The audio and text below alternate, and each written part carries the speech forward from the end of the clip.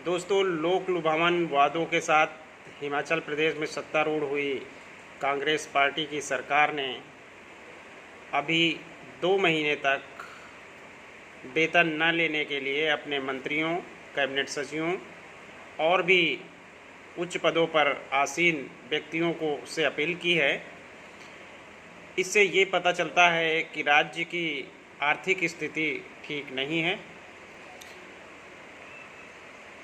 उस हिमाचल सरकार को ऐसा क्यों करना पड़ा है, ये सोचने वाला विषय नहीं है, बल्कि ये पूर्व निर्धारित था कि जब सरकारों का रवैया मुफ्त में बजट को वितरण करने के लिए, अपनी पॉपुलर योजनाओं को चलाने के लिए फ्री में सब कुछ देने पर आमादा हैं, तो उन राज्यों के साथ ऐसे ही घटनाएं एक एक करके घटित होने वाली हैं।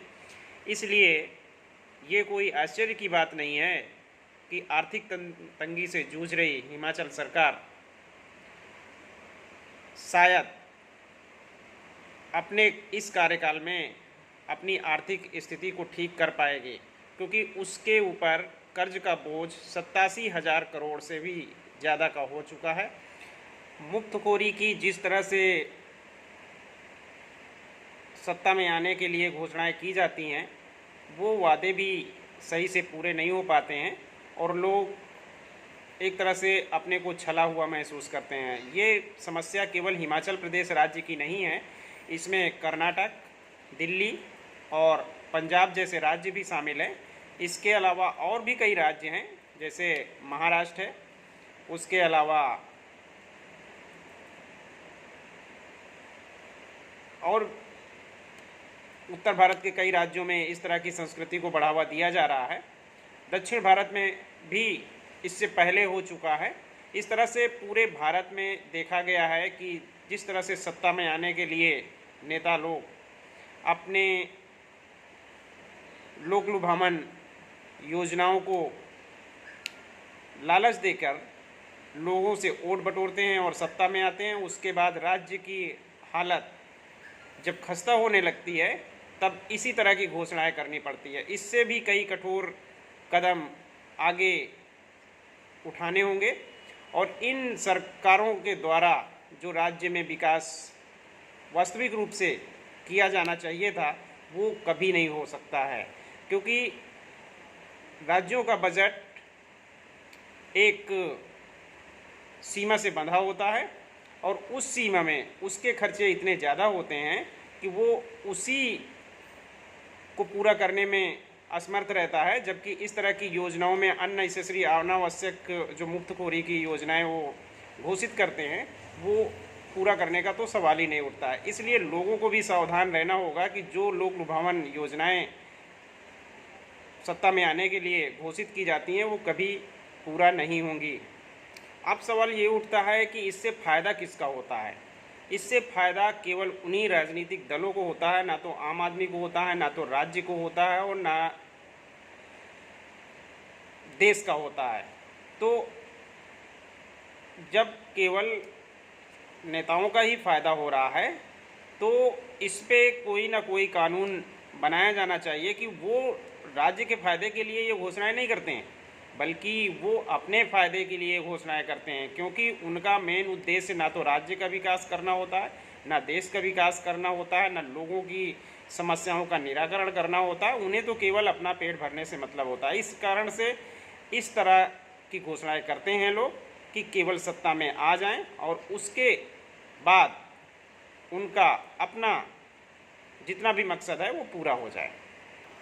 यहाँ हम बात हिमाचल प्रदेश सरकार के द्वारा उठाए गए कदम की कर रहे हैं, तो ये जानते हैं कि चुनाव के दौरान हिमाचल प्रदेश की कांग्रेस ने किन 10 पॉपुलर मुफ्तखोरी की योजनाओं की घोषणा की थी, जो अब उसी की सरकार पे भारी पड़ती हुई दिख रही हैं।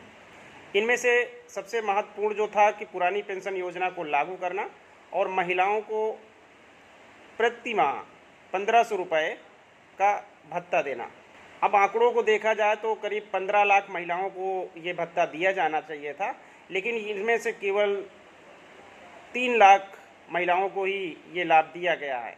तो बाकी की महिलाओं को ये लाभ क्यों नहीं दिया गया है, ये सरकार से पूछा जाना चाहिए। अन्य महत्वपूर्ण पॉपुलर योजना जो हिमाचल की कांग्रेस ने घोषित की थी कि 300 यूनिट बिजली फ्री दी जाएगी, जबकि वास्तविकता में केवल 125 यूनिट बिजली ही दी जा रही है। तो वो 300 यूनिट क्यों नहीं दी जा रही है, अब ये पूछने वाला कोई नहीं है।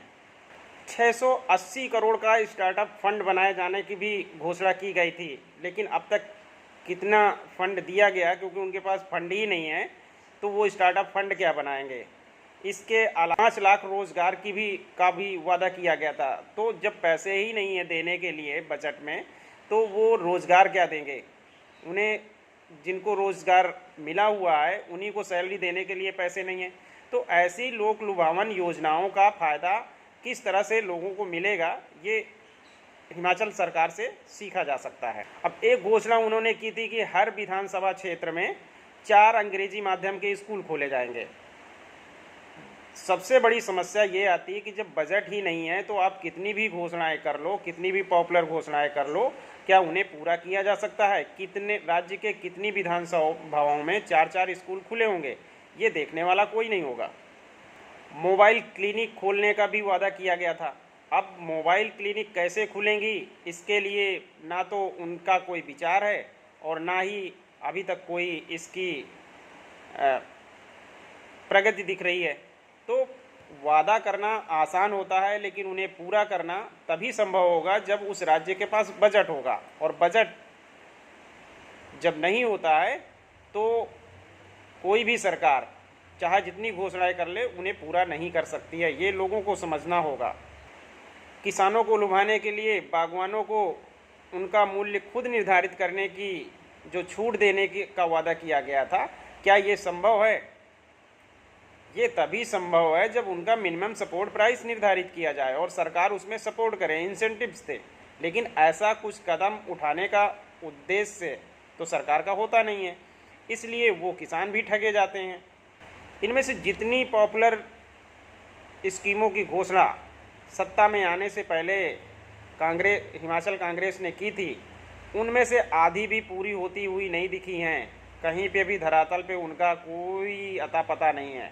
और अगर इन योजनाओं को सही तरीके से धरातल पर उतारना है तो कम से कम 3,500 करोड़ से अधिक की राशि की ज़रूरत होगी, जो उनके पास सैलरी देने के लिए तो है नहीं। तो ये पैसा कहाँ से आएगा, आप सोचने वाला विषय है। इसलिए हिमाचल की सुखविंदर सिंह सुक्खू जो वहाँ के मुख्यमंत्री हैं, उनके सामने अब बहुत बड़ा चुनौती इसलिए खड़ी हो गई है कि पहले वो सरकार में बैठे हुए जितने नौकरशाह हैं और जितने और सरकारी कर्मचारी अधिकारी हैं उनको सैलरी दें, या फिर ये अपनी पॉपुलर योजनाओं को चालू करें। अब वो उनके सामने सबसे बड़ी दुविधा यही है कि वो फिर एक बार से पॉपुलर कोई कदम उठाने, ठोस कदम उठाने के बजाय वो पॉपुलैरिटी का सहारा ले रहे हैं। उनका कहना है कि 2 माह तक वेतन नहीं लेंगे, लेकिन क्या 2 माह के बाद वो वेतन लेना फिर से शुरू करेंगे, या जब तक वो सरकार में रहेंगे तब तक वेतन नहीं लेंगे।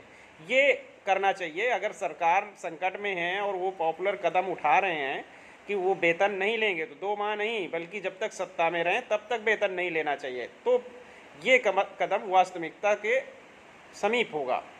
और उन्हें ये भी घोषणा करनी चाहिए कि कम से कम जितने बड़े पदों पे बैठे हुए लोग हैं उन्हें कम से कम अगले 5 साल तक कोई वेतन नहीं लेना होगा, और जितने भी मंत्री हैं, विधायक हैं, उन्हें भी किसी भी प्रकार का वेतन भत्ता या और सुविधाओं का, सरकारी सुविधाओं का जिनमें पैसे खर्च होते हैं, उन्हें नहीं लेना चाहिए। उन्हें अपने खर्चों पे सरकार चलानी चाहिए। क्या ऐसा करने के लिए सरकार तैयार होगी? लोगों को इस चीज़ की मांग करनी चाहिए। हिमाचल प्रदेश के लोगों को जागरूक होना होगा और वो इस चीज़ की मांग करें कि जब वादा की गई चीज़ें पूरी नहीं हो सकती हैं तो उन्हें भी सुविधाएं लेने का कोई मतलब नहीं है।